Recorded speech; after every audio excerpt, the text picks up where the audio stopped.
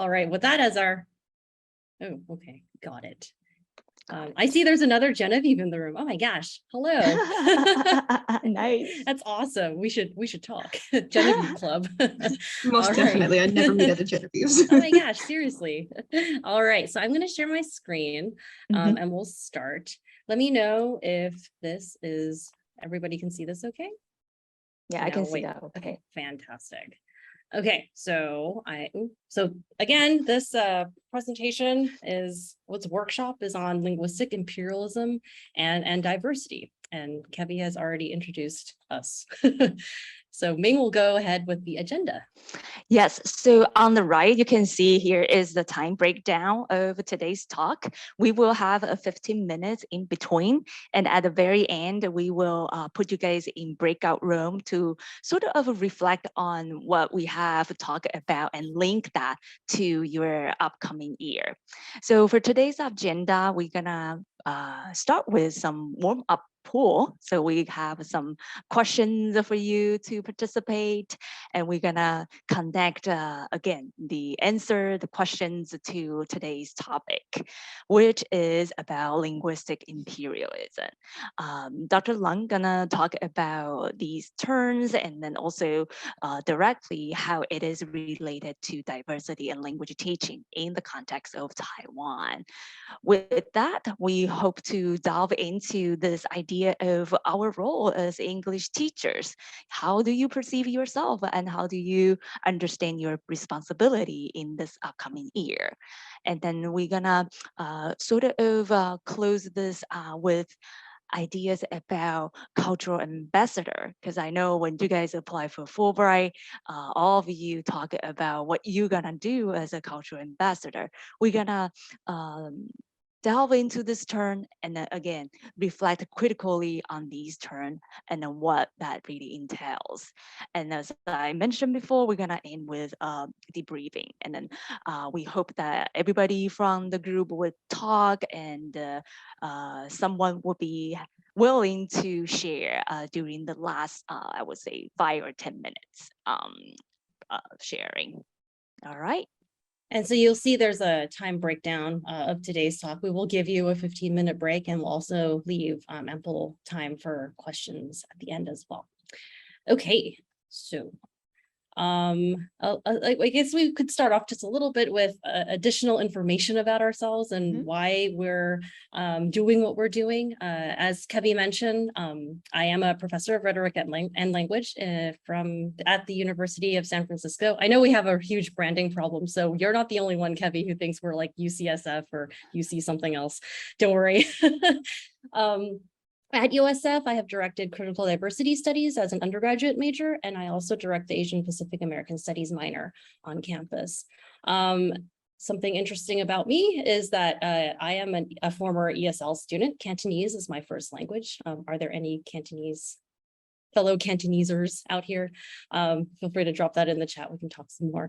But yeah, I was born in the US, but to parents from Hong Kong. And so Cantonese is my first language, and I didn't learn English or use English until I was in elementary school. And so kind of the perspectives of language teaching, I spent a year on the JET program, so teaching English in Japan. And then after that, I went to graduate school to learn how to teach better. And then came to Taiwan a few years back and worked with Fulbright Taiwan as a TEFL advisor. And that was really cool. And I've been since back to Taiwan to do various research projects. So currently I am in Taiwan. I'm in Taoyuan.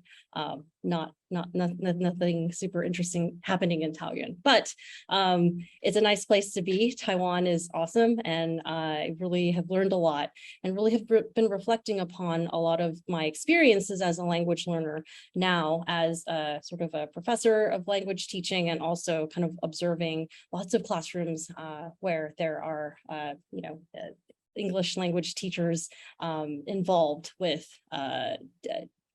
doing cultural ambassadorship and doing it in a way that is both critical and also helping students really acquire English in a not imperialistic kind of way, right? And so I'll pass the baton to my good friend, Dr. Wu, and she'll talk a little bit more about herself. Yeah, thank you. I'm right now a professor in TESOL and bilingual program at Adelphi University. So my job primarily train pre-service and in-service ESL teachers in New York. And I was born and raised in Taiwan. I went through public school all through my life. I start to learn English as a school subject in middle school. And English has been one of my favorite subjects, but then as you can imagine, the society in itself is not like a we don't need to use English to function in our society. So learning, speaking and listening in particular are really difficult for me. So it took me a long, long time to eventually achieve the proficiency that I'm right now. And I would say throughout the workshop, there will be many, many times I cannot draw upon my own learning experience in Taiwan. I still have lots of friends in Taiwan who are raising their kids bilingually. When I say that, you can put a question mark because Taiwan in itself is a bilingual country. But now, because English is such a super powerful language, a lot of my friends actually are only thinking this bilingual in terms of Mandarin and English, which we're gonna kind of unpack this ideology a little bit more. But I just kind of hope that my own growing up experience in Taiwan as a long time English learner, as well as right now my position as a teacher trainer in English language field, will really provide you with a different perspective into the work that you will be doing in Taiwan. Great. And I'll also add, on behalf of both of us, Ming and I are friends. We met in graduate school. And so we've done a lot of these trainings together. So if you're wondering, why are there two of you? Why are you doing this together? It's because we enjoy spending time together and working and doing these kinds of workshops and working with teachers in training, so that they can, you all are the next generation of awesome language teachers in Taiwan. And we're really excited to be working with you. Right, and I also want to add that I have been on the Fulbright ETA review committee for 3 years, and I actually reviewed some of your application. I noticed some of the names, during the reviewing proposal process. So I'm very happy that you made it here. And again, I will draw upon my experience as a teacher educator as well as a language learner. So let's get started then. Great. Yeah. So that's a little bit about ourselves. And now we have 9 questions to get to know you a little bit more. Right. So I have a poll everywhere here that I'm going to start up. I'm going to drop this in the chat as well. Give you a little bit of time. I'm going to stop sharing and then drop this in the chat. Give me a second. Right. So once you see the link in the chat, please copy and paste it in another window, Okay. another tab. Okay, here And comes. I'll stop sharing and then I'll share this other screen. Give me a second. My grasp on technology is always like, I'm getting there. I'm just slow. All right. So can you all see the link okay? And opened it up. Can you see it's been activated? I think it's been activated. Okay, right. And I'll share by presenting. Right. All right. Ming, can you see this okay? Ooh, Yes. look at this. Oh, my wow. goodness. The answer, you guys are so quick. Oh my gosh. Answers are coming in. Oh, we have ETAs from all over the states. And Antarctica. Wow. Cool.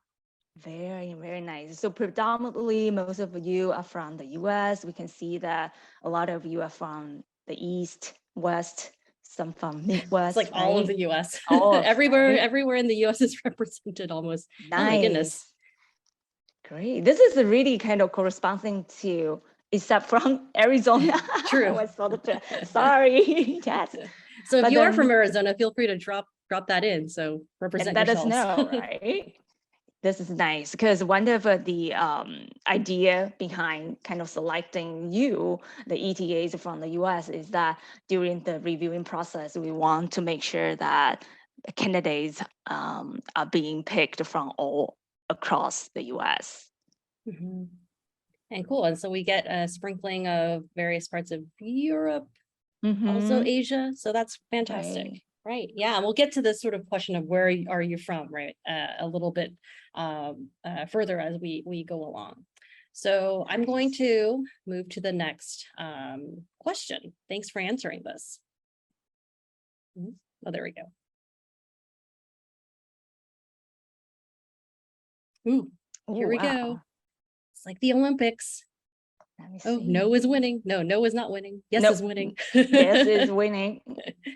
Wow. So many of you have taught English before. Nice. So you probably will sort of build upon what you have taught before in this context in Taiwan, but then you definitely will notice the difference. But for those who haven't taught before, that's totally fine. You're gonna go through several training to make sure that you will be ready. And then I think in any case, I just want to reiterate that the most important criteria to be a good teacher is actually stay open-minded. Yeah, we've seen a lot of very seasoned teachers who perhaps are a little less open-minded. So it really is, it's not the ends all, right, to have teaching experience to be a good teacher and to be dedicated to teaching. Yeah, great. Exactly. Great. Thanks. All right, here's the next question.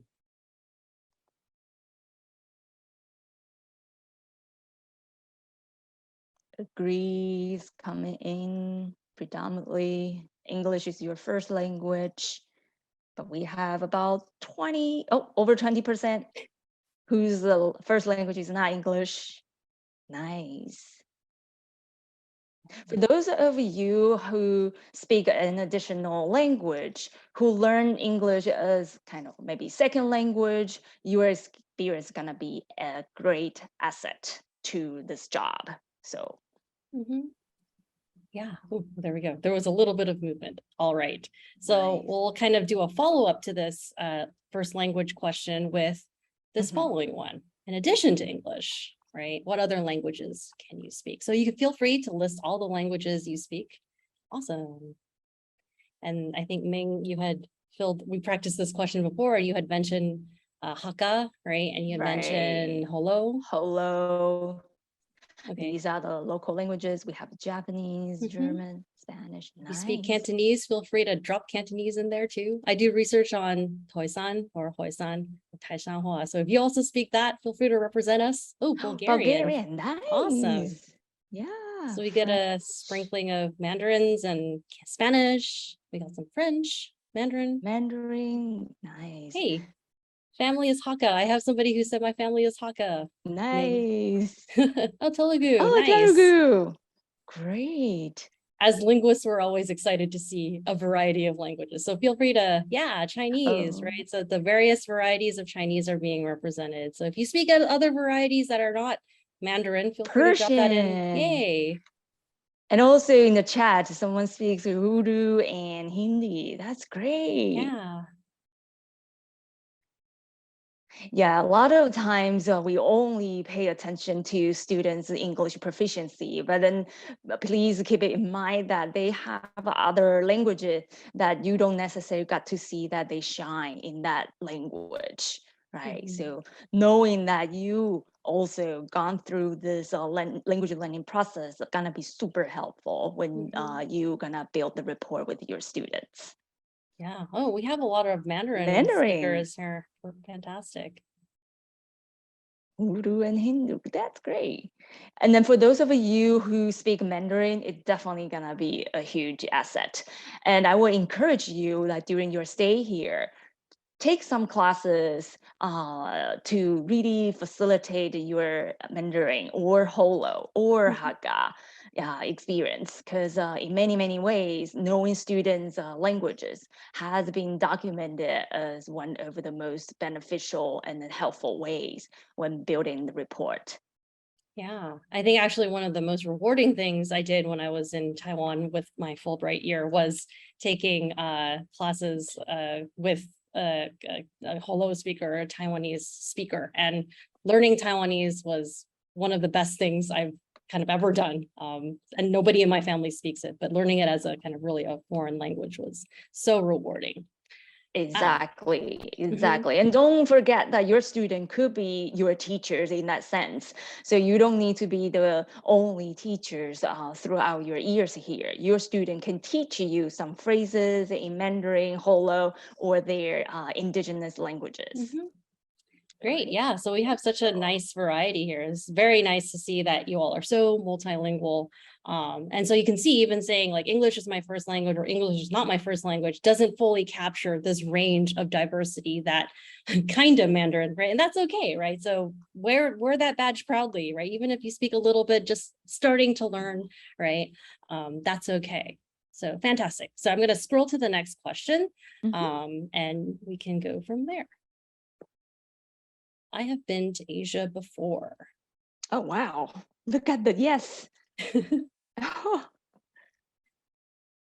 wow. I think this is the first time we have this high. Many, yeah. Right. Last time we did this, I think it was much lower. Right.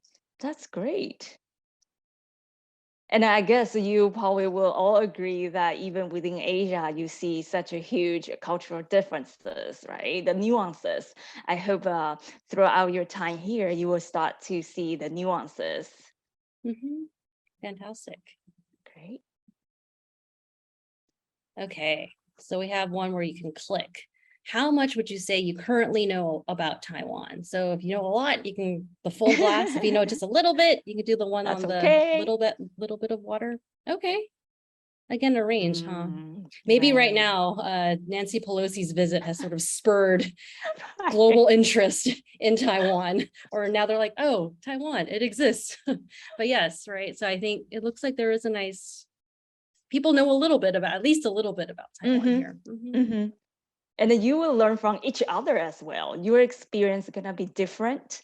Your experience in Taiwan gonna be very unique and special in its own way. So you can learn from each other about Taiwan, and you can learn about Taiwan from your student, teacher, parents, so on and so forth. Great, thanks for sharing. Okay, so this is about, we're shifting to teaching and learning. Oh, already somebody saying, I strongly agree. The global pandemic has impacted the way I see teaching and learning. And I think this is sort of still for a lot of you fresh, right? As you graduated college, having spent so much time, I can think online, right? Yeah, this is definitely something that's on their minds. Many of you might think the pandemic is over because in the States, yeah, you don't need to wear a mask. You can go anywhere you want. But then I want to remind you that many local people in Taiwan still think we are in the middle of the pandemic. Yeah, some parents, they are still reluctant to send their kids to after school curriculum activity, and kids and you actually gonna be required to wear mask, yeah, indoor.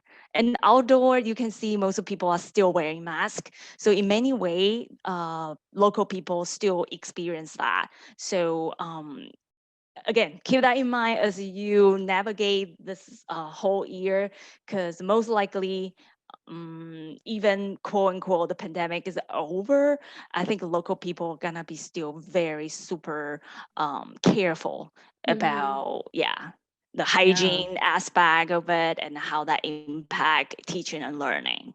Yeah, and I'm seeing in the chat, James is mentioning about not really, perhaps it's not changing the way individuals view teaching and learning, but it definitely changed the practice of teaching and learning, right? And I think it's definitely, I think there's like that interconnectedness as well, that even though maybe we might not think it has affected us, but the ways that our students are interacting or what they're used to, especially if you're teaching younger learners who have never really stepped foot in a classroom because of the pandemic, right? The ways that we interact in the classroom, and it has, I think, probably shifted. Right, thinking about what I view language, what I view teaching, what I want and need as a learner. Yeah, this notion of awareness of different types of learning styles, right? Yeah, for sure. Yes. And then actually just at the end of last academic year, Taiwan, the public school in Taiwan, they went virtual. So a lot of kids, they need to stay home and then do the online learning while their parents need to go to work. So the struggle is still real. And for a lot of my friends who are raising young kids, they talk about how their kids now have to wear eyeglasses, even though they are only like a first or second graders. So some of the impact are really real. Yeah, great. So thank you folks for sharing this. I think there's only two more questions left, but they are open-ended. So feel free to type this in. What is most exciting to you about being an ETA? This always is, I'm always really happy to see their folks' answers, right? Learning about new cultures, making connections, getting to know more about Taiwan, the kids. Right. Yeah, relationships, sharing. Building lasting relationship. Yes, sharing your culture. Yes, absolutely. For cultural immersion. Yeah, doing something different. Yeah. Yes, yes. I think there are a bunch of, exploring Taiwan. Yeah. Yeah, I remember when I read your proposal, your application, I was really amazed to see how all of you coming from different background, different expertise coming to Taiwan to spend this year. So you are the one who's gonna make this happen. So I will definitely encourage you to take this opportunity to fully immerse in local culture, because after all, whatever you learn this year gonna impact your future career in many different ways. Even you're gonna be going into, say, medical fields, you are going to political science or art. It's gonna really offer various nutritions, quote unquote, to help you move forward. Yeah, and this idea of kind of nourishment and kind of growth, right? I think is something that we're, y'all are so fortunate to be able to experience. So yeah, learning more about Taiwan, language, cultural immersion, definitely part of this process. All right, there's one more question left. Process is huge. Here we go. What's the biggest challenge you foresee in teaching English in Taiwan? So this one is one where you can upvote. So if you see a response that is similar to what you wanted to say, you can upvote that. So we talked about the positives. Now let's talk about like things that perhaps might be challenging that you, okay, so language, oh my gosh, 18 upvoted. Yeah, so you can upvote and you can downvote as well. Language, familiarity, classroom management, not having taught being English away before. from family, friends. Totally. Sometimes you will feel lonely because you feel like you cannot be fully understood. You cannot express yourself fully. Your friends, family are so far away, right? So hopefully you guys are going to support each other, right? And making local friends is gonna make a huge difference. Managing classroom, totally. Yeah, the classroom. Kids thinking we're weird. Kids will always think adults are weird. So kids still think I'm weird. My students still think I'm weird. Yeah, pandemic. Managing right? classroom, pandemic. Yeah, managing classroom. I mean, even I grew up here. Whenever I go into a local classroom with a room full of kids, I still get nervous. It's hard. It's hard. Yeah, I see potential Chinese invasion, right? Yeah, I think that is something that is definitely on people's minds, whether it's like in the forefront or kind of in the back burner. But yes, definitely something to consider and think about. So it's not teaching English. It's not just about teaching English, right? There's a host of other contextual things that are happening that can impact the way you interact with in school settings, right? Okay, so thank you folks for sharing this. We've now sort of ended the poll everywhere poll. I'm going to stop sharing and I'll swap to the PPT again. All right. So I think the next one is summing up our responses, right? So what are our roles as English teachers? Ming, do you want to start us off? Yes. So thinking about your own agenda, because I can see that many of you after this year, you're gonna head back to the States, right? So this is a point where, okay, you might kind of have a pause kind of period in your life, but then at the same time, you have important work that you need to do for Fulbright, right? For the local kids. So where do you see yourself in this kind of endeavor? Are you just perceiving yourself as a cultural ambassador, kind of trying to introduce the USA culture to the local kids here? If that's the case, then think about whose culture that you're gonna introduce to the student. Whenever you introduce a piece of culture from the US, students probably will perceive that as, oh, this is what American look like. This is what USA is like. So in many ways, be a little bit more reflective and more critical about your own role if you see yourself just as a cultural ambassador, right? And then also a lot of times we have this idea of if you know English, then you can be a global citizen. You can fully participate in this world economy, or yeah. So you probably will hear that a lot from the local teacher, kids, and parents. I would encourage you to be, again, very reflective and critical about that. In what way it really disadvantages kids who don't have access, or who don't have resources to English language education. Because to be very honest, nowadays, a lot of families spend much time, much money investing English in their kids' daily life. You rarely can find anybody in Taipei or in big cities whose kids don't spend extra time learning English outside of the school setting. But then you also have students in different parts of the rural areas, or in some from the more like lowest SES, the lower social economic background. They couldn't afford to learn English outside of the school setting. So in all possibility, your classroom gonna be having students from various proficiency background. So how are you going to grapple with that? Are you going to just paying attention to those who can respond to you verbally, who seems to be more active? Be aware that many students actually don't have the access to advance their English proficiency other than the time that they are with you. And lastly, this idea of English education for passing exams or versus English education as emancipatory learning.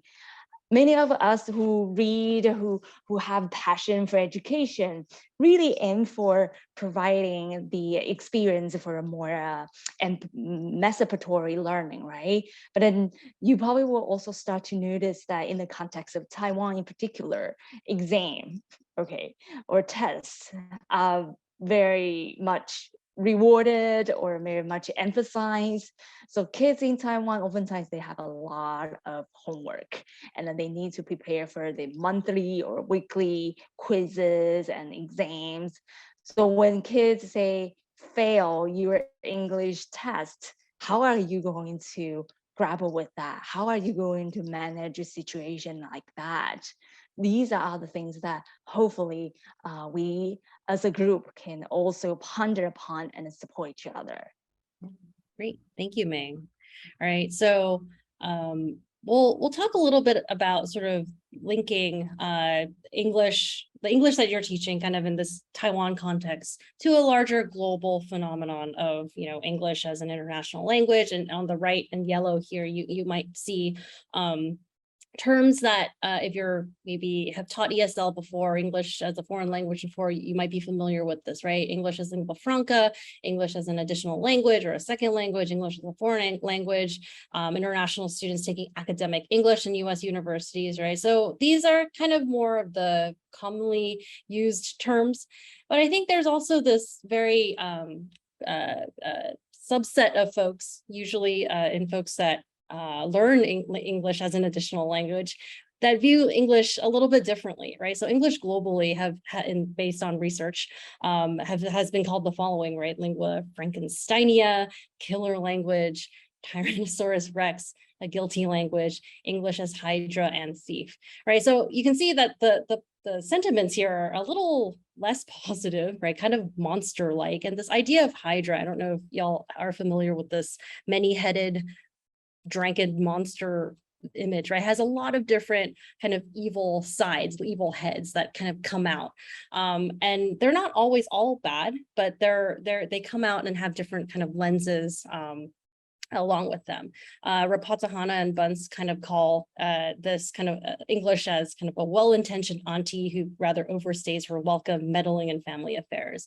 A lot of these contexts are post-colonial contexts, so they've been colonized by usually the British, and folks in these post-colonial regions have kind of fought back, right? Pushed back against this idea that like English is always the end all. Our own language languages, our local languages have kind of been stolen from us. And so we do want to kind of make note of this, right? Like English is what is paying our bills, right? Ming and I are getting paid as English professors, right? But at the same time, right, we would be remiss to not acknowledge that globally English is not always seen as this kind of positive access to all these resources that I think has often been talked up as, right? Rapatahana also kind of mentions these kind of following 5 bullet points that we think is worth repeating in full, is that the spread of English is insidious, pervasive, and self-perpetuating, right? It's a global thing. It pervades all kind of contexts, especially educational schooling contexts.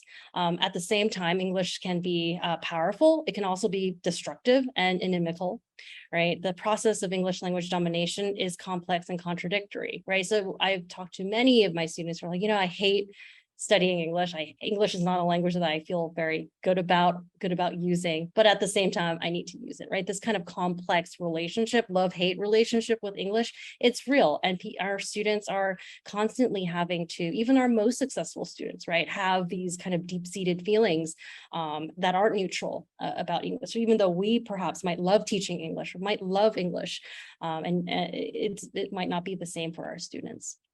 At the same time, there are multiple fightbacks against the domination of English, right? So thinking about the ways where students kind of exert their own agencies in fighting back against English using English, right? So these kinds of actions are, worth investigating, worth supporting, worth kind of seeing, what is it like for our students as they grapple with the use and the learning of English, which is sort of a top-down factor that's dominating their educational careers, right?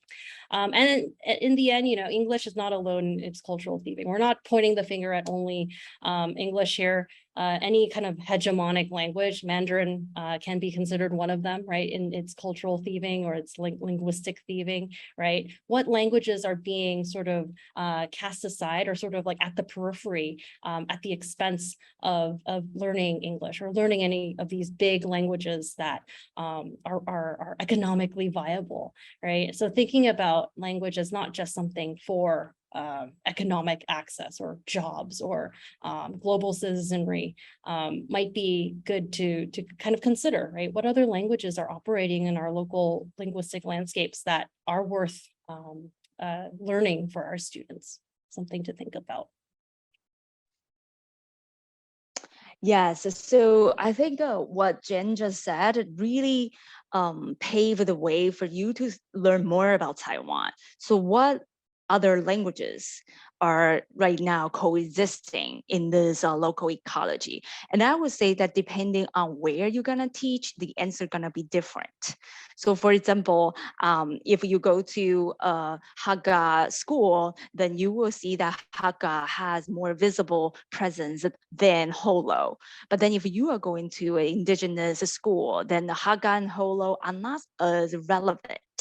But then no matter what, you can definitely see that Mandarin overseas or these smaller languages and really sort of impact students and parents' language attitude differently. But then when we add English into the picture, it changed everything. Oftentimes, when you talk to the parents, when you talk to the teachers, they were really, I would say, overly emphasize the importance of English. And this oftentimes means that for students who don't do well in English, their opportunity to be seen as someone capable is limited, because oftentimes people will equate that if you speak English, then you are smarter. If you don't don't speak English, and if you don't do like well in the English test, then you are dumb. So this kind of connection, you might feel like it's kind of not reasonable, but it plays out in very subtle way in schools here in Taiwan as well as outside of the society.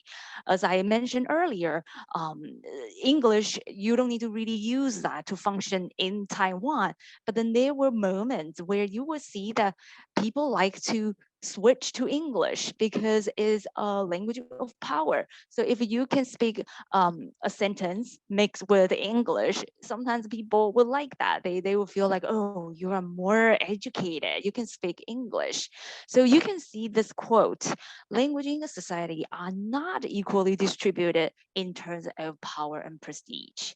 So now you already know the hierarchy in Taiwan. You can go out and observe and thinking about yourself. What is your position?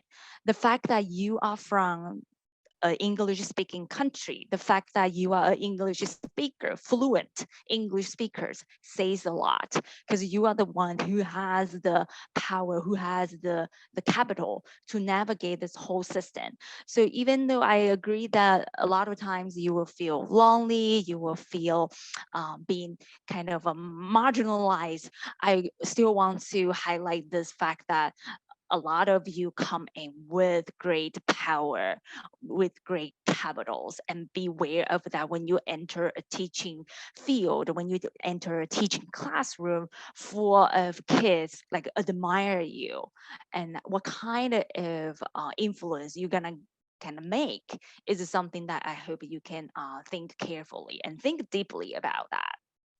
Yeah, and I just want to respond. I think Genevieve has something in the chat that, similar to in British literature, incorporating Latin phrases, right? This kind of like show of look how educated I am, or I can use a Latin phrase, right? Or sometimes when people also deploy French, right? They're like, je ne sais quoi, or whatever, right? Like there's that kind of moment where you want to use this as a good positive presentation of self through language.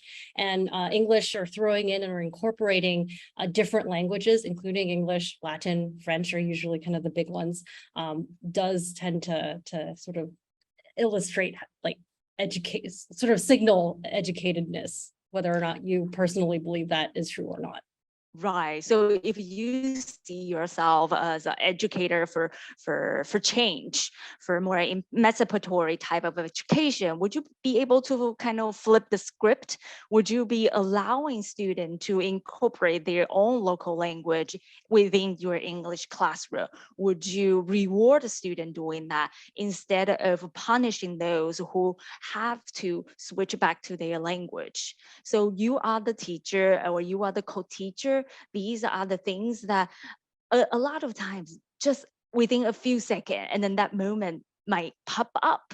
So when you were in that moment, think twice about how you're going to present yourself and what is your responsibility and what can you do as a Fulbright ETA. Yeah, thanks.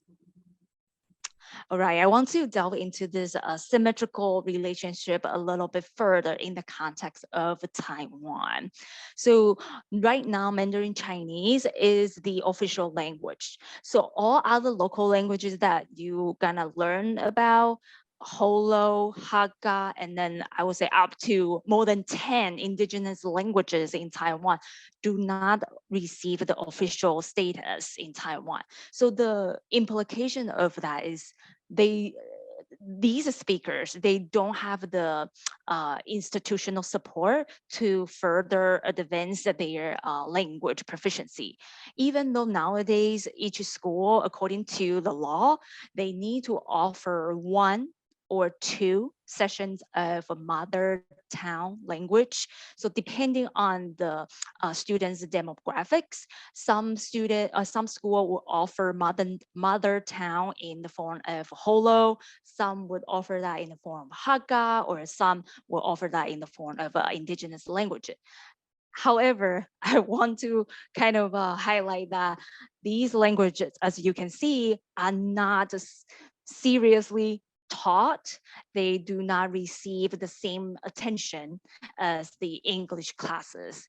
In some schools that you're gonna teach, schools offer more sessions in English than those in mother tongue education. So you can see, again, this really goes back to power, right? And a lot of times it goes back to money, which language will help you learn more money, will help you to advance your career.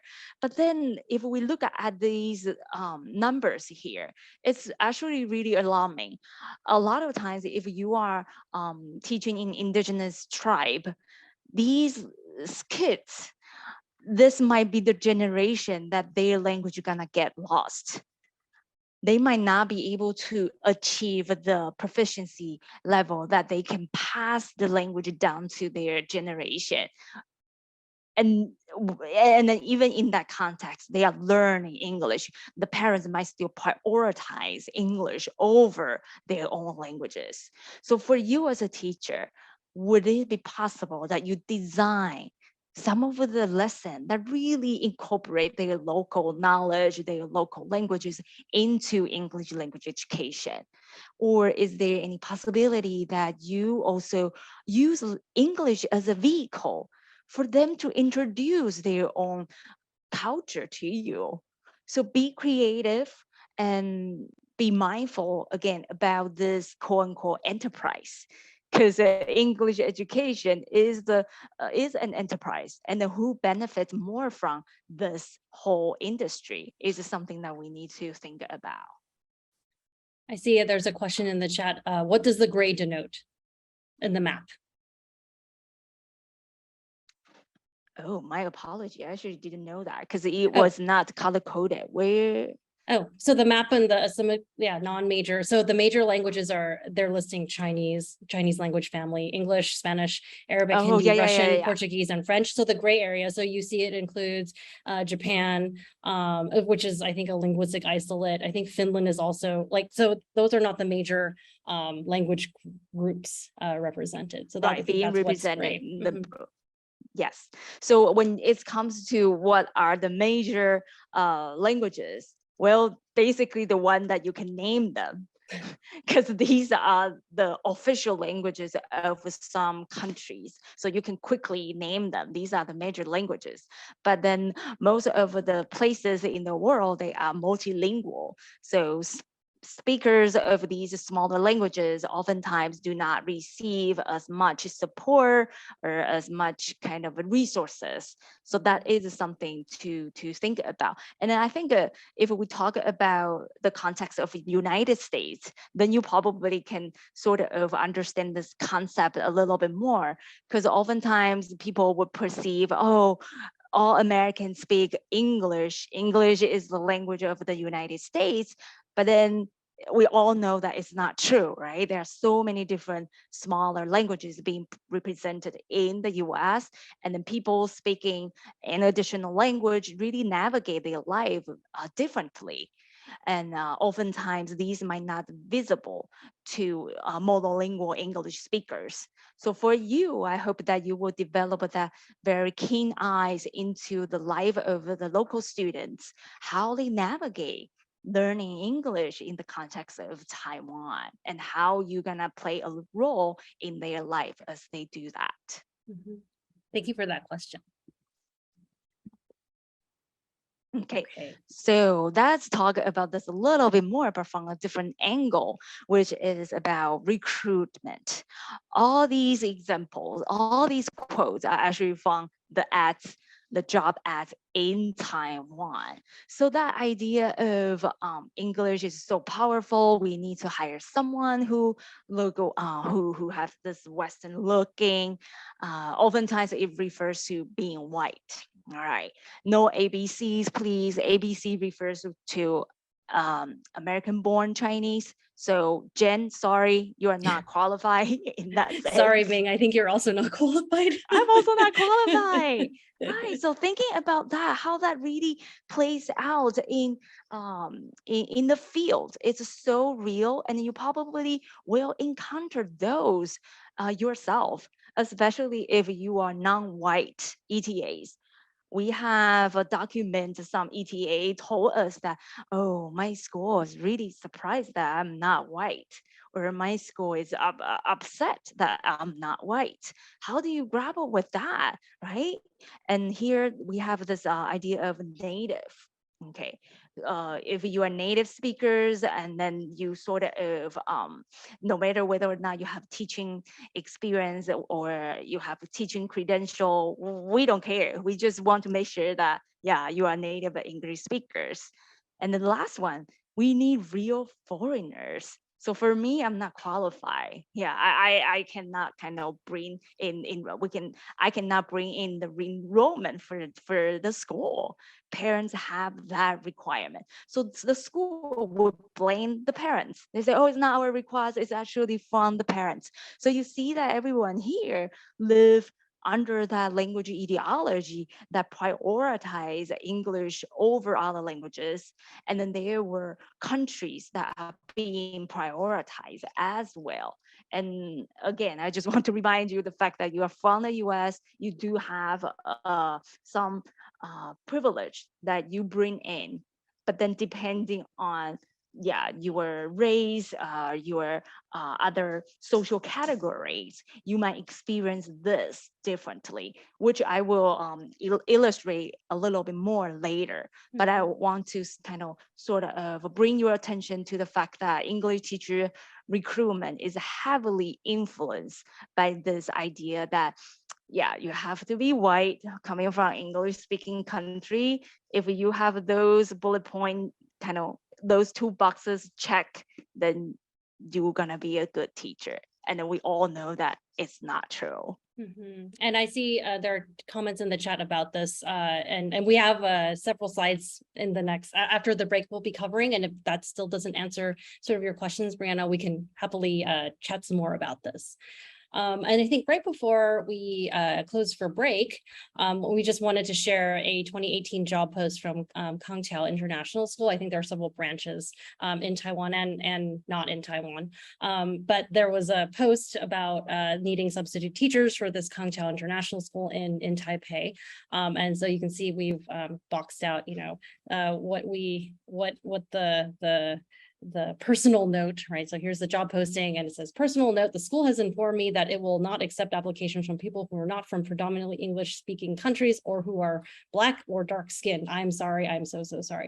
All right, so you can see that it's sort of this tension between sort of this top down, what the school wants, what the parents want, but then at the same time, school faculty knowing that, this is not right, this is not okay. And this, I'm sorry, I'm so sorry, is sort of a first step, perhaps you might say, at starting to sort of acknowledge this and call this out. But at the same time, these postings this is not the only posting that kind of speaks to this kind of ideology, right? And so what we want to sort of have you sort of think through also is just like, if this is happening, if you see these kinds of things happening that you feel are completely not okay, and there are lots of examples of this, it's not just in Taiwan, right? But don't kind of feel like you have to carry this burden on your own. There are people here to help. You can talk to your coordinators, you can talk to your advisors, you can talk to Fulbright Taiwan, right? There are ways to help address this, right? That I think would sort of help. It's, of course, it's not going to solve the problem of racism altogether, or anti-Blackness, but I think it's a start to kind of open up these dialogues and conversations about what's happening. And I think there's a comment about how interested in how past Fulbrighters have navigated these challenges, and we can talk a little bit more about that as well. Yes. Absolutely. Great. So we're going to give you a 15-minute break. So we know we've talked at you for a long time. So right now it's 10:23. So why don't we revisit or come back at 10:38, 10:38, and we'll pick things back up again. Thanks. Thank you.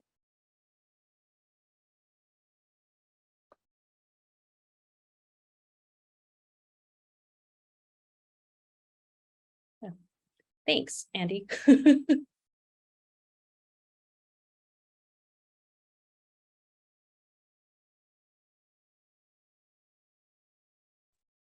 Miriam, do you have a question? Yeah, so am I logging off from this Zoom and then coming back again? You can stay on. You could just, as you are, no need to turn on your camera. You can just hop back on or come back, like show up again in front of your computer in 15 minutes. You can log off too if you want. You just come back. Okay. Okay. All right. Thanks. Thank Great you. question. Right. coming And back. immediately everybody's back. Nice. This is just like in school when it's like 30 seconds before whatever time to start. Everybody shows up. Nice. All right. I think we had like oh, wow. Okay. 135. Everybody's back. All right. Did y'all eat something or get a drink or Do some hydrated? stretches. We still have about an hour to go. And after that, Mhm. you can have lunch. Okay, cool. I'm going to share my Nice. screen and Ming, I think, is going to start us off about the next part of today's workshop. Sure. Thank you. Yeah, so we ended our last kind of half about this privilege, right? Like being privileged from a really powerful country in the world. People don't see you just simply like that, right? At various time, what happened? Oh, good. The All right. Wi-Fi is a little So at various junk- time of your, janky. so you cannot hear me very well. You were lagging just a little bit. Okay, I'm gonna kind of, I hope everything's okay now. Let me check. Can everybody hear Ming okay now? Can Ming, you say hear me something, all move right? around? Okay. Okay, right. So I'm gonna restart, okay? So basically, I want to mention that even though you are being perceived as a native English speaker from a super powerful country, there were times that people don't just see you as that, right? Because a lot of times our experience, our social experience, do not just rely on one particular identity that we have. We all have multiple identity at different times.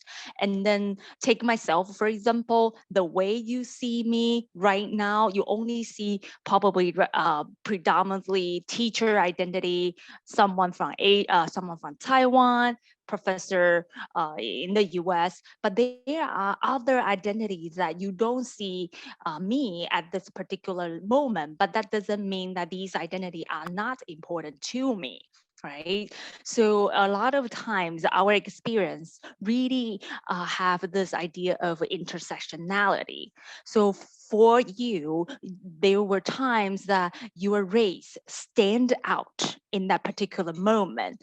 Maybe you are white, then at that particular moment, you experience some sort of a privilege. But then maybe there were moments that being white is actually signal a sense of marginalization. So it really depends in every interactional moment, in every context, your experience is gonna be different. And for those of you who are non-white, we can kind of tackle this notion a little bit more. If you are Asian American, you look like local people, then you probably will endure different expectations. When people interact with you, they might expect that at least you should speak, you should know some level of Mandarin, but maybe you don't feel as comfortable conversing in Mandarin. So there will be clashes that happen, like your perceived identity don't coincide with your own identity. And that's where the frustration might come up. And that frustration is real. As a Cantonese speaker learning Mandarin, that frustration is definitely real. Right, right. And then you sort of, it's hard to expect your interlocutor to understand where you are coming from. So many times you will have to endure that emotional labor on your own. And it's hard, especially when you have deadline, you have your responsibility to fulfill, but then sometimes you will feel drained about that. And then for people who identify as Black, for example, you will experience something very different from your white colleague or Asian colleague.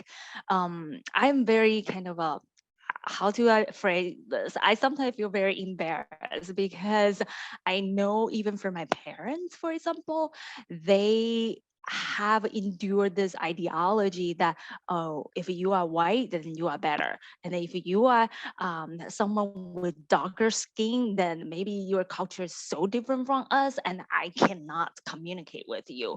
This is a kind of a better version. A not so better version would be, oh, I don't want to communicate with you because I think you are just so different from us. But at the same time, there might be some very racist comments that you're gonna hear in, maybe not in workplace, but then outside of the workplace. So these things are real. So be ready sometimes for that. I feel very ambivalent about talking about these because some scholar might argue that, oh, we don't need to front load ETAs with these possible discrimination that you gonna encounter, because very possible you won't encounter those. Then why do I need to sort of upfront you with these? But my stance on this always would be more like the more we talk about that, the better, because if you see something, you are able to make some analysis at that moment. You sort of understand how this is historically constructed in Taiwan, and you probably will be able to do something instead of just being shocked to the extent that you were not able to do anything. And then gender is definitely also something that plays out differently depending on where you go. So in some villages, in some schools, the female teachers are more welcome. They feel like they are closer, they feel closer to the female teachers. But some schools, you can see that there is a hierarchy, like a male teacher probably have louder voices than the female teachers, and maybe the female teachers sometimes need to play out that kind of very feminine behaviors in order to maintain a sort of power structure in that sense. So all these again are very, very nuances, but very nuanced in a ways that at times you will enjoy your privilege as someone from the US, as someone who speaks English as a kind of first language. But there were moments that you will feel a sense of marginalization, and then you might feel angry about that. You might feel lost. And I want to kind of validate that all these feelings are real and are really validated. Talk to your peer, talk to other ETAs, or as Dr. Lund mentioned earlier, talk to the local coordinator, seek out for help. Right. And I think there was a question earlier about like how previous Fulbrighters have sort of navigated challenges. And I think, there are a lot of ETAs. And so I think there's not one universal experience that how ETAs handle these kinds of challenges. But I think across the board, there have been ETAs who have just been like silent, right? Or just kind of letting it sort of stew inside, like, oh my gosh, this is happening to me. I'm really angry, but I'm going to do nothing and say nothing because, Taiwan's my host. I want to be, there's kind of that realm. And there are folks who are like, I'm really angry and I'm going to tell everybody about it. And I'm going to reach out to all the people who I need to reach out to, whether it be coordinators, whether it be local governments, whether it be whatever, right? So there's kind of the range, the gamut, right? We're not suggesting one way or the other, but I think there is kind of folks need time to process, to think through, to sort of activate sort of like what's going on, how am I responding, what might be the best way, talk it out with local folks, coordinators, peers, so that there is a sort of a way that kind of the healthy medium, right? The balance of maintaining balance of how do I want to be perceived, right? And I think this is sort of also echoing why Dr. Wu had mentioned we need to talk about this. If we don't talk about this, then it often becomes just kind of like pushed under the rug, and that's not what we want, right? We do want to open that dialogue. That's sort of the whole reason why we are trying to exchange, do this cultural exchange, is to be able to expand our minds, even if it is painful at times, but at the end, if it is sort of more enlightening, that is sort of the goal. But to do that, I think you do need to reach out to various stakeholders involved, right? And not just like one, and not just to be silent. Right, right. And then really allow yourself some more time to process this is very important. And talk to the local people that you trust. Talk to people who have this cross-cultural experiences will also be very helpful, because sometimes the way that you see the incident in that sense is influenced by your prior experiences in the US, right? So if someone can offer some sort of support just through talking about what local people usually would think. Yeah, sometimes the local people who you think are racist, they are actually not thinking too much about how they interact with you. So it's sometimes not your thing. It's actually something that they have to kind of unpack as well, but you got impacted differently in that way. And we talk about nationality, language, race, and gender. Other things that we haven't touched upon will include like abilities, mixed race identities, gender fluidity, class, so on and so forth. And then for those of you who are coming from mixed race identity, because this mixed race identity are really hard to grasp from Taiwanese perspective, you might encounter questions that you feel very rude, like, oh, how could you ask that kind of question? How can you have that kind of assumption about me or who we are? So be ready for that kind of moment. Sort of step back a little bit. You don't necessarily need to respond at that particular moment. Maybe you need a few seconds to process, then do it. Yeah, don't feel the need to respond quickly and then put on this hat of, oh, I'm representing America. Yes, you are, because you are part of America. Being who you are is actually representing America. So be reflective of who you are. And when you interact with local people, there might be moments, those challenging moments that we have to talk about. If you haven't encountered those, that's great. Yeah, but we just want to make sure that when you hear or when you encounter those difficult moments, you are a little bit ready for that. And then at least hopefully you have a local support group, or you as the ETA, you support each other, you talk about it, and you're gonna bring different perspective, and hopefully that will help you get through this year.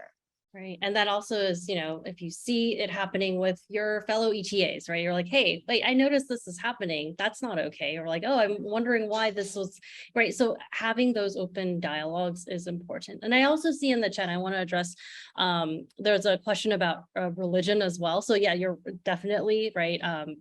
The intersectionalities of religious, affiliations or beliefs, or especially as non-hegemonic religions as well.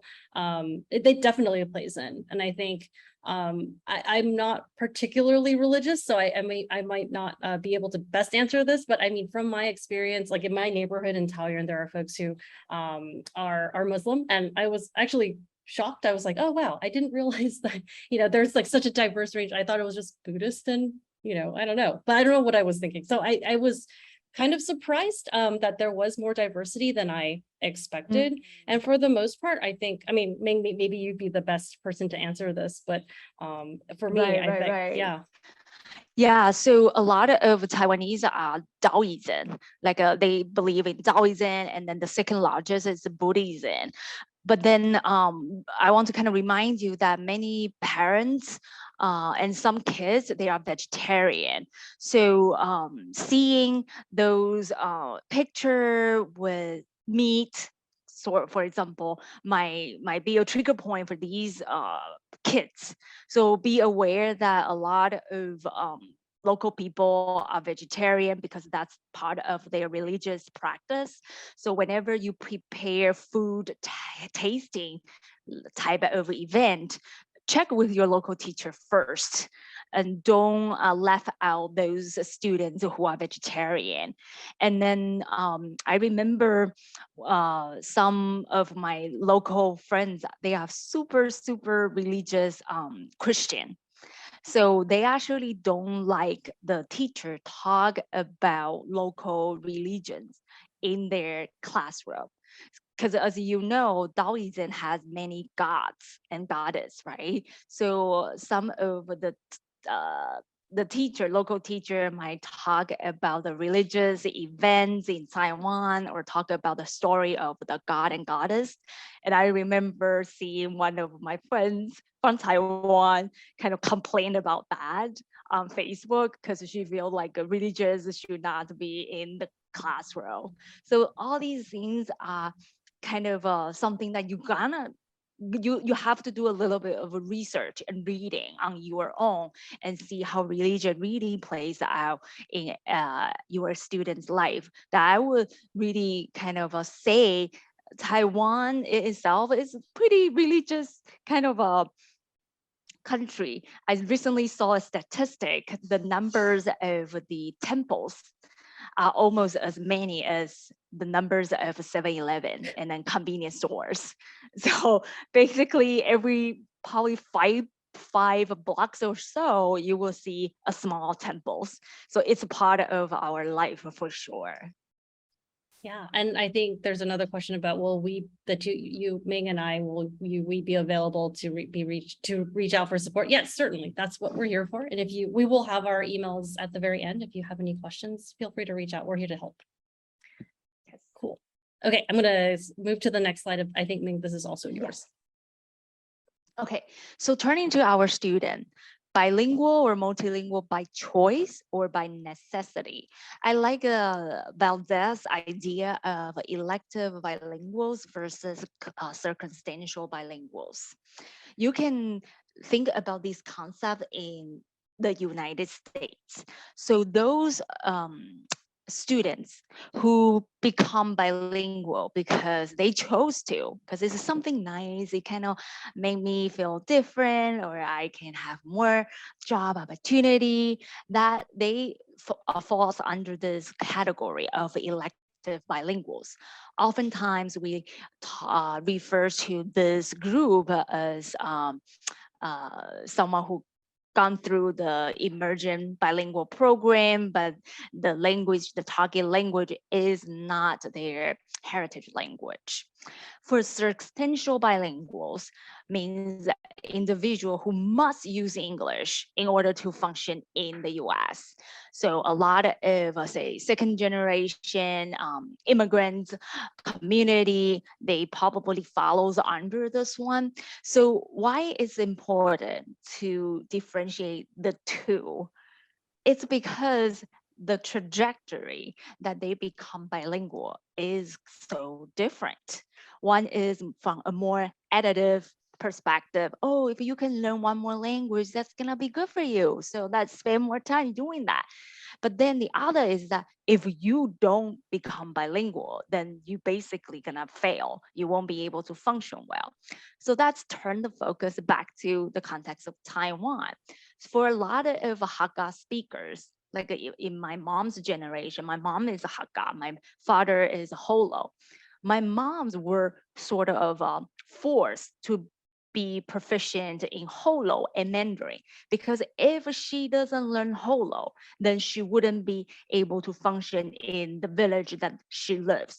And Hakka population is smaller, much smaller than Holo. So they have this circumstances that they have to become proficient in Holo. So after they been together, married for more than 40 years, my dad, who is a Holo, still is not proficient in Hakka. So you see the power differences here, right? And for the indigenous group, there's a huge pressure for them to become bilingual or multilingual because they are the minority of the minority. So thinking about that from the whole picture, if you add English into this picture, how things play out differently. So I want to kind of ask you yourself, especially for those who are bilingual, Are you elective bilinguals or are you sequential bilinguals? You can put your answer in the chat. We can see if everybody kind of are the same type of bilinguals. So think about your trajectory of being a bilingual. Are you learning an additional language simply because you think it's it helps you to open your worldview, right? Or are you circumstantial bilingual? Wow, so we see different type. Some are elective, we have a few circumstantial, or maybe you feel like I'm both. Yeah. Exactly, right? I can be both. At different times of my life, I am elective, but later I become substantial or vice versa. Yes, so hopefully now you become more aware of your own bilingual trajectory. It's very complex, right? It's not all black and white or all everybody all the same type of trajectory. So similarly, your student, they become bilingual differently. Everybody will identify differently with their home language, with their heritage language, with Mandarin as a dominant language in Taiwan, and with English. I've become multilingual very differently from my peers in Taiwan, right? So you can also think about these questions. Are my future students in Taiwan elective or substantial bilinguals? Can they be both? Why? And how that gonna impact the way that I interact with them? Is there any additional things that I can possibly do for them to sort of enjoy or have a more positive identification with not just English, but also their other languages? Yeah, it just also is everybody are there still people stuck in the waiting room? I'm seeing that folks are two messages about people being stuck in the waiting room. So hopefully folks are not stuck. But I see 151. If that's right, then we can move on. Or do you know if folks are still stuck? We don't want to have people stuck. Okay. You can drop it in the chat, let us know. Mhm. Okay, but I'll turn to the next slide. Right. Mhm. So context matters, right? We talk about how, like in the US, we have our own history. We have the context that you are very familiar with. But then in Taiwan, context matter. Context is different. You're gonna experience something very different from the way that you experience, the way you live your life in the US. And I want to remind you that racialization can happen on both sides or does happen on both sides. In fact, the literature has a lot of documentation of how racialization happened in Asia, and then in ways that is really similar to how race and racism works in the US. So I want to share a few quotes. The first quote is actually from our collaborative paper. It says, it's very ironic. I have my English ability question in the States, and then when I come here, I have my English ability question here. So this is by Asian American ETA. So basically, for those of you who look Asian, you possibly will experience that as well. So at one point, they might question you, how come you don't speak Mandarin? You are Asian, how come you don't speak that? But then on the other hand, your English ability might also be questioned. They will feel like, oh, only those who looks white have a higher English proficiency. And if you don't look white, you don't fit into our ideal native speaker, ideal English teachers stereotype, then they will question you. So things that you experience in the state, surprisingly, you might experience similarly in Taiwan. Yeah, I think many times people have addressed, oh, you speak English so well. And I'm like, thanks. I've been practicing for many, many years, all my life. Right. So I think that is the common, we have done several research projects interviewing Asian American ETAs, and that is probably like the top comment that they hear. And I think there is that fatigue, right? Always getting asked, why do you speak English so well? When it might be your first language. It's a different kind of experience than a lot of other the peers that these ETAs have worked with. So I think just something to acknowledge and to think about, right? Or when you go out with a couple of ETAs, the Asian American ETAs oftentimes would shoulder the responsibility of translating for the whole group, even though Mandarin is not their first language. Some of the Asian American ETA don't speak Mandarin at all growing up, but then just simply because of their look, local people would always go to the Asian American ETA and ask them for translation.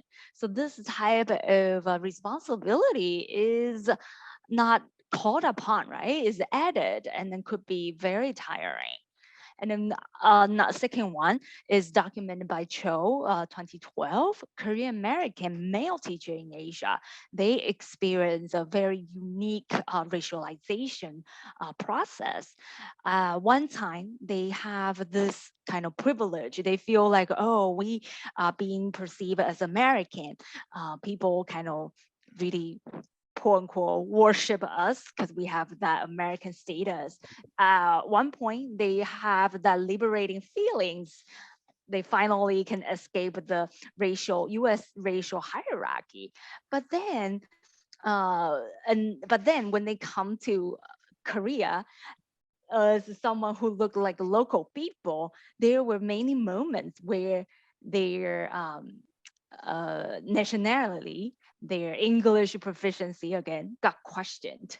So they might at points experience privilege, at other points they will receive that kind of doubts from people that they interact, and eventually they might internalize that doubt as well. So these are very nuanced and very hard to grapple with if you haven't been in that situation before. So for the Black English teacher, Charles, 2017, also document that for the Black English teacher in South Korea, they still have to combat students' racial stereotype of Black American as un-American. This is a more nice way to say that. What is kind of really blunt that you will possibly encounter is some very racist remarks. So how do you grapple with that? Because in the US, depending where you are living, you probably won't hear those racist remarks like on your daily life, but all of a sudden you come to Taiwan, come to Asia, and then you feel like what's going on here? How come I still need to grapple with these type of deep-rooted, not challenged stereotypes? So all these are something that we want to highlight, that racialization does happen on both sides, and then you really can see that how media, how Hollywood movie actually plays a role into that, because most likely your students' input are from the Hollywood movie or are from some pop culture. So it's very hard for them to be able to perceive this from a more holistic picture, from a more holistic point of view. But at the same time, you as a cultural ambassador, how are you going to really manage that? Because you do have a way, a say to present who you are, to present a piece of American culture, right? American image. So think about that as well, because you do have that sense of autonomy to teach about culture. So other than Christmas, other than Thanksgiving, is there anything that you can teach? Something to think about. Great, thanks. So I think this next slide, we want to sort of zoom out just a little bit more and think about this idea of needs assessment and engagement, right? And I think Ming and I work with a lot of pre-service or in-service teachers who are really excited and really want to, I'm here to teach, I'm here to change the world. I'm all about changing the world. And we want to sort of interrogate that notion a little bit and ask ourselves, it's not a bad thing to want change and to want to change the world, and transformations indeed have to happen from the bottom up, and we're not denying that. But I think thinking about what engagement or what change looks like depends on who you ask and where you ask and who and for whom, right? So this idea that emancipatory education, which is something that I think the goal of education should be kind of this emancipatory end goal, right, might not be the same for someone else, right? Your goals of what emancipatory learning and teaching is. So we draw from this quote here. It's a little bit dated from the 80s, but the idea that literacy or learning or teaching is emancipatory and critical is only to the extent that it's conducted in the language of the people. So through the native language that students name their world, and it establishes dialectal, this conversational relationship with the dominant class, the folks in power, and in the process of doing so, transforming this idea, the social political structures, right, that imprison them in their culture of silence. So the idea that being literate or being sort of being to engage with text and print and language to the extent that this person is being able to use language for social and political reconstruction. If that is sort of the end goal, then we must kind of ask ourselves, what kind of teacher do we want to be, right? Thinking about our own philosophies as educators, do we want, are we unintentionally silencing students by not legitimizing their language use or their incipient language use? So they're trying to acquire multiple languages. Are we silencing them by only kind of forcing them to use one, or are we kind of encouraging them to just use English at the expense of other languages, right? Again, remembering that English is not alone in its cultural theming, right? Mandarin, there are lots of hegemonic forces at play, and are we adding to that hegemony by kind of being in the classroom and only legitimizing that one variety, right? So regularly asking yourself, what is it that what's happening in our classroom? What are our students interested in? What languages are they using and engaging with? And sort of valorizing that and normalizing that as part of, and that can happen in an English classroom, right? English language learning and teaching is not just about English all the time, right? It can incorporate threads of the diversity that does exist linguistically around your students and in the classroom. Right, and I can kind of illustrate this idea with a practice that is commonly used in Taiwanese English classroom. You would notice that almost every single kid has an Romanized English name. From the USA perspective, people often think, oh, you are losing your identity if you don't use your birth name. But then it's not like that. I have several English name before I came to the States. And for me, it's actually very empowering because I know that when I speak English, when I went under that English name, I can be more free. I can be a different person. So a lot of times this idea of, oh, you are losing your identity because you don't use your birth name is a very, I would say, Eurocentric, very USA perspective. So what you perceive as emancipatory might not be feeling that way, could be oppressive in the local context. Because I still remember how I love the freedom that my local Taiwanese English teacher let me pick whatever names I like. So I enjoy that. But then when I went to college, I have a male teacher from the US. When he knows that I want to just I'm too lazy of picking a new English name for myself, I would say I would just go by Ming Xue. And then he told me, oh, this is too difficult for American to remember because your Xuan is really difficult to pronounce. I would suggest that you go by Mindy. I would feel like, oh my goodness, this is the type of things that is going on, like from a USA kind of perspective, Ming Xuan is too difficult, then go with another one. I feel like that is more oppressive than my local teacher who allow me to pick whatever English name that I want. So this is just an example of doing something organically and then really see what would work in the local context. And every time you share that example, Ming, I'm always just like, oh my gosh, I can just remember how many of my fellow teachers were like, oh my gosh, I can't pronounce X name. It's so those sounds are just too difficult. I'm just going to call them Mary and say, why can't they just go by Mary instead, right? And that's really demeaning, right? And that's not okay. So no, we're not saying that you all are like this. We're just saying that if you encounter this, you know, consider, right, what might be more liberating for the students and not what's most difficult to pronounce for you, right? Exactly. Yeah. So I want to sort of reiterate on this idea of a cultural ambassador and then teaching culture, because most likely your local school is gonna ask you to teach us American culture. Kids are excited to learn about American culture. So think about this question twice. What does that really mean?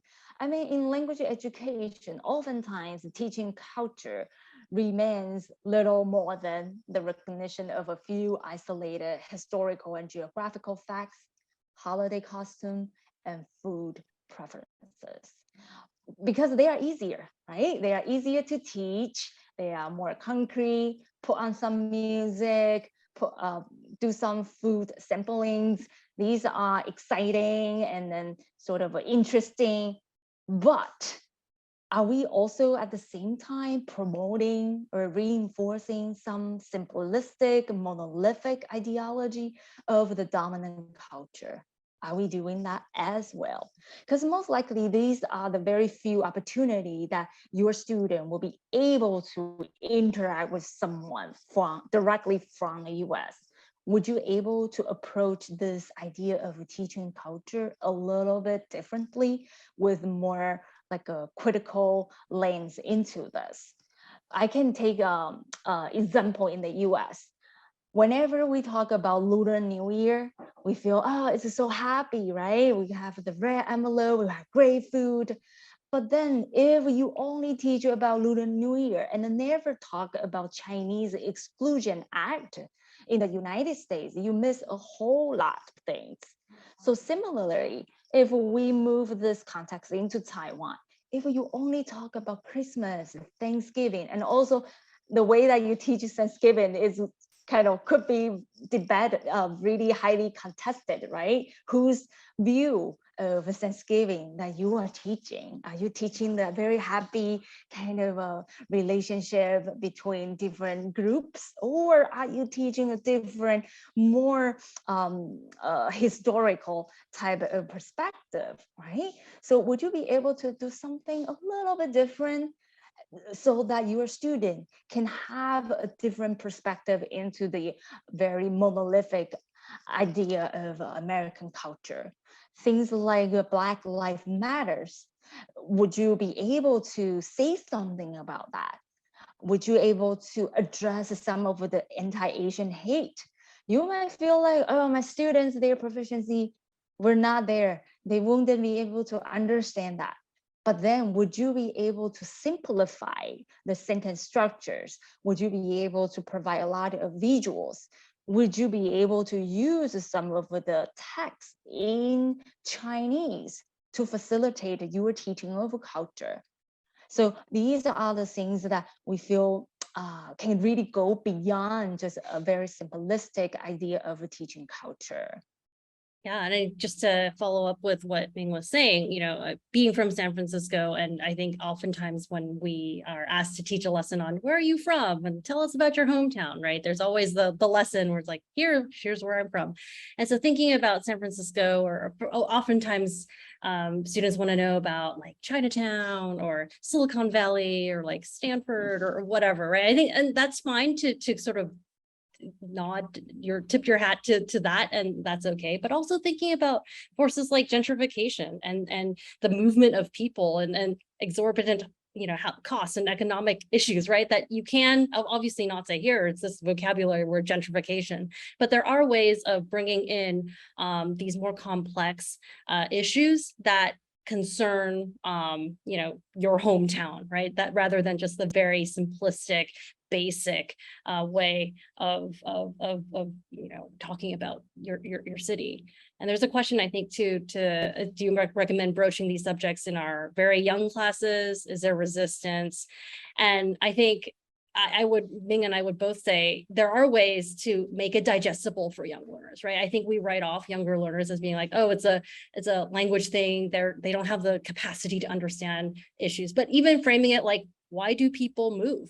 Right? Like these are experiences that are not just a San Francisco or Bay Area experience, but also kind of a phenomenon that I think even young learners can talk about and be able to explain, if not in English completely, then in Mandarin or whatever language or a mix of languages that they feel most comfortable with.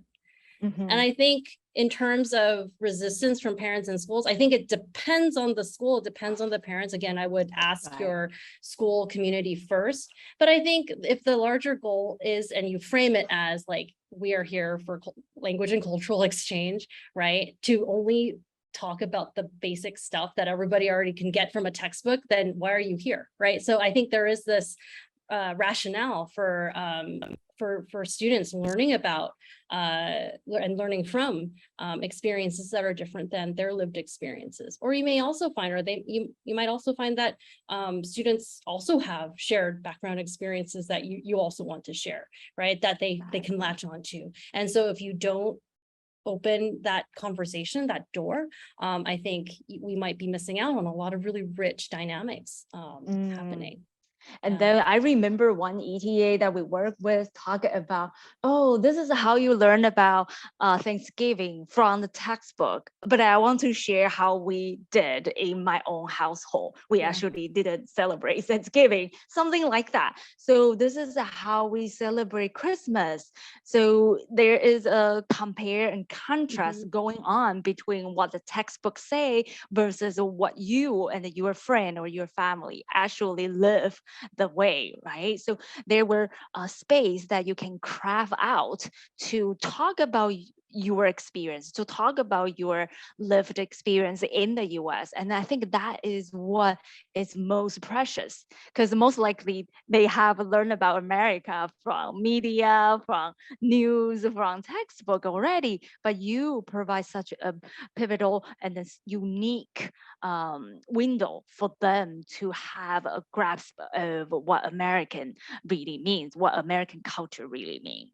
And that also reminds me, we interviewed several transnational adoptees who were also ETAs, and they mentioned that, in the textbook where they talk about family, the nuclear family unit, there's always the photo of the picture and here's my mom, here's my dad. And I think they had mentioned, okay, so we draw on the textbook as a sort of a launching point, but then they also say, here's a PowerPoint of like my family, and here's how our family is composed, right? So I think there are ways that I think are palatable and digestible for young learners, as well as ways that I think parents would not actively resist difference. I mean, I think it is about the approach and the framing. And as long as you frame it in a way that's like, it's about learning and it's about exposing students to a diverse range of experiences through language, that is what y'all are here for. And so I don't think folks would object to that. But you again ask your school community.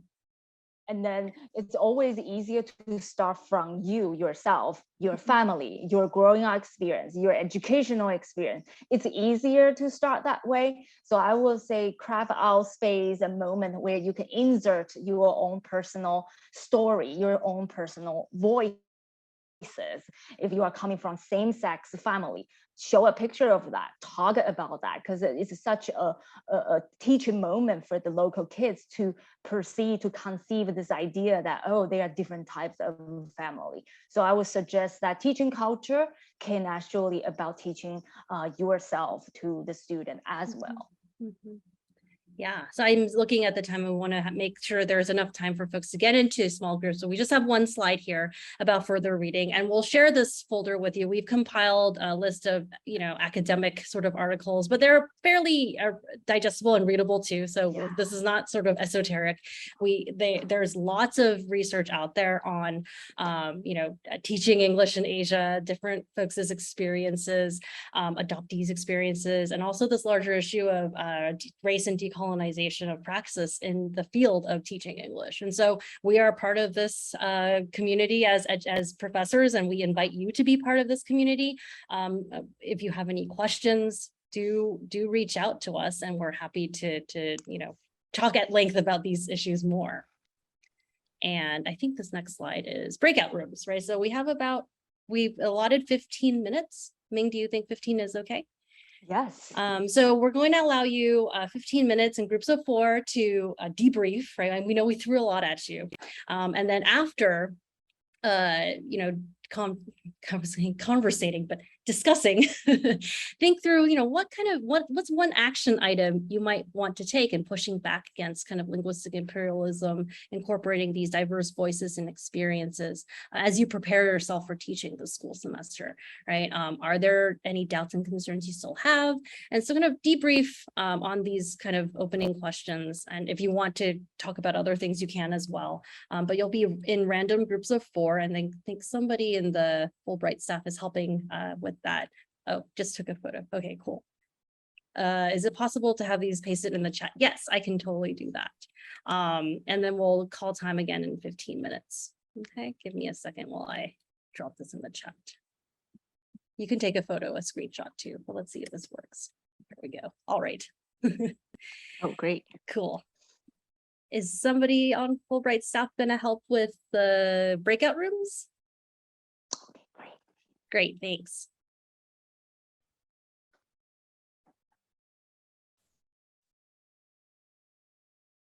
Do you want to, oh, okay. Oh, you want me to make a quiz? Yeah, like a pop Okay, quiz for sure. them. Like a multiple choice can be fine. Or you can have a like an easy short answer question. It's Okay. also okay. Yeah. Sure. Okay. Thank you. Yeah, Yeah. we will work on that. No problem. Okay, Ming, do you want me to share the questions, or do Yeah, that would be you want me great. to just drop that in the chat? That could work as Okay. well. Give me a second. So folks are coming back. I hope you had a productive, kind of engaging conversation with other ETAs. This is probably your first kind of encounter with other ETA and in this kind of setting. Yeah, so we would really like to hear some of you share, yeah, what you have learned and then what's your action plans for next semester. So we won't call out anybody, but whoever feel comfortable, please do share, because this is the way that we check whether or not our workshop kind of makes some meaningful impact, I guess. But then seriously, if you have questions that you want to raise during this time, that is totally fine as well. Or if you want to just drop something in the chat, we welcome that as well. Absolutely, absolutely. So let me see if anybody raised their hands.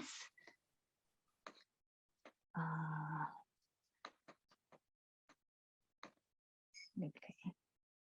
Yeah, the wait time for teachers usually 5 seconds. So we are over 5 seconds. Oh yes, we see someone raise a hand. Yes. Ming, good job buying time. Yes. Sarah, would you like to share something?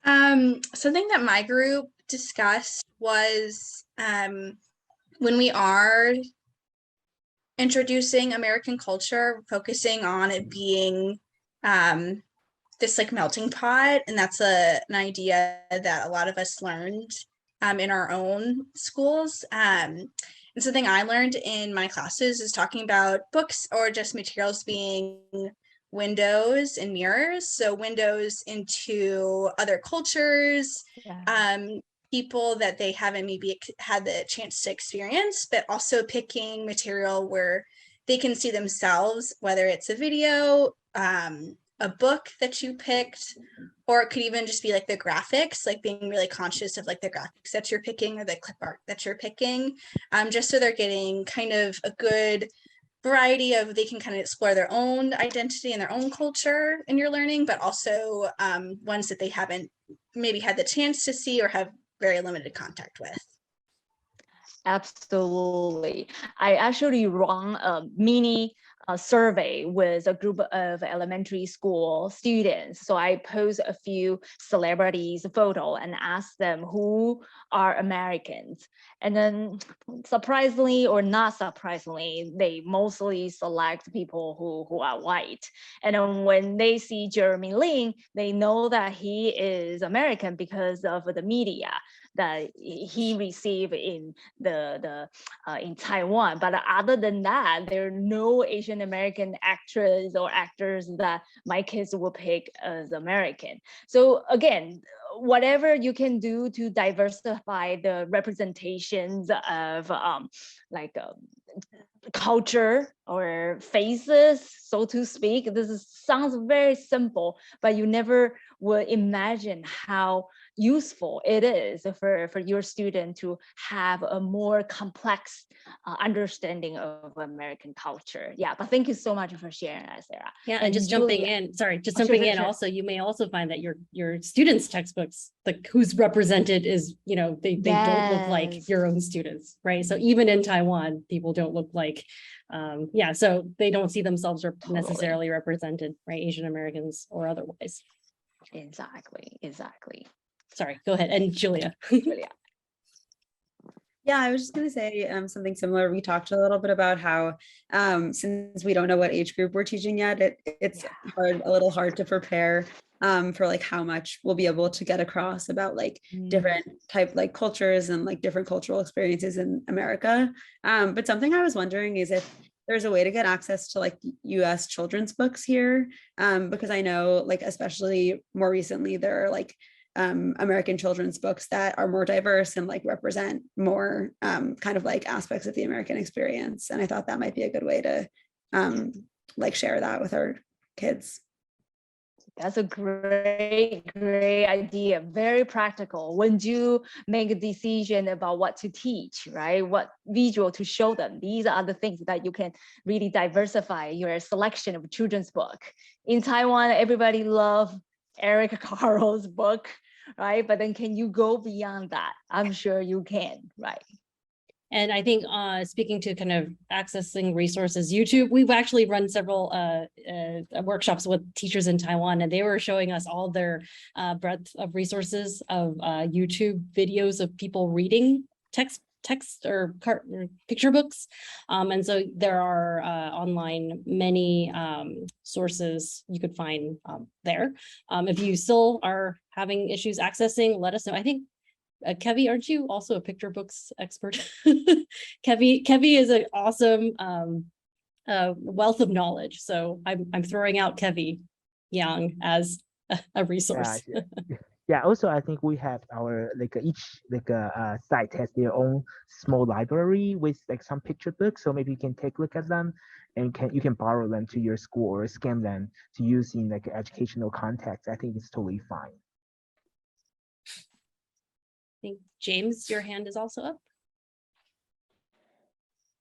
Oh yeah, I was going to say, as like a kind of general thought, for someone like me, you know, specifically who almost, I guess, on the kind of other end of things, like I feel like does embody like what they think of as American, you know, quote unquote. Like I think it could be good for me to come in and then be like, not like assert the opposite notion. Like this is not what America looks like necessarily, you know, like you may think like, oh great, you know, like this white blonde kid, but it's like that doesn't, like, my experience is not any more or less authentic than like my Asian or like Black counterparts or anything like that, you know. And I think that maybe for me, like pushing that notion could be something good for me to like focus on and contribute in the school.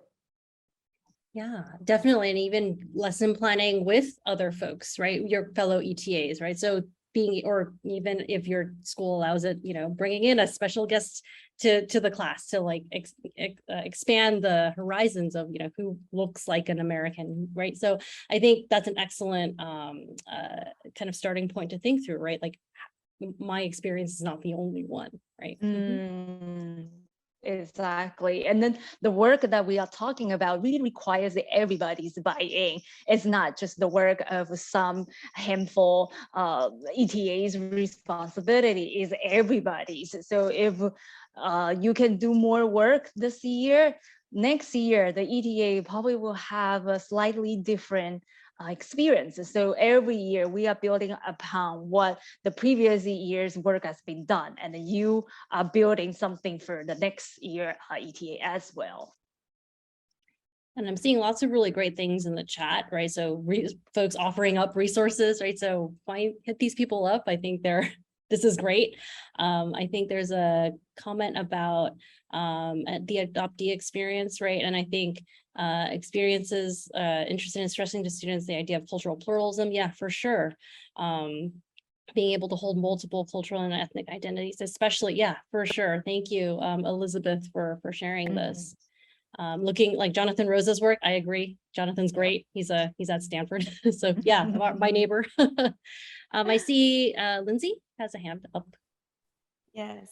Our group also talked about reframing the goals of learning English to be more about communication and connection across language and culture rather than like proficiency, whatever that means. And also recognizing that English, like the language of English itself, is really diverse. And the idea of standard English is something that's oppressive here in the US. So we don't necessarily also have to bring that over to Taiwan. Excellent points. Yeah.